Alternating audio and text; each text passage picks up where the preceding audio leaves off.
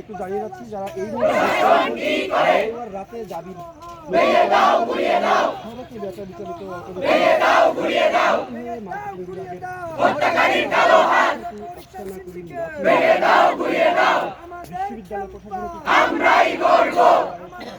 বিশ্ববিদ্যালয়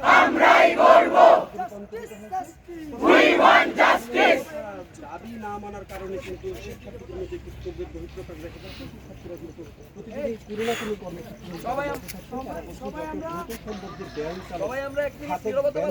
আটক করে ব্যান চলে গেলে আইনের আওতায় নিয়ে আসার জন্য শিক্ষার্থীরা আসলে এই মুহূর্তে নীরবতা পালন। ও হ্যাঁ আছে তো একই কথা।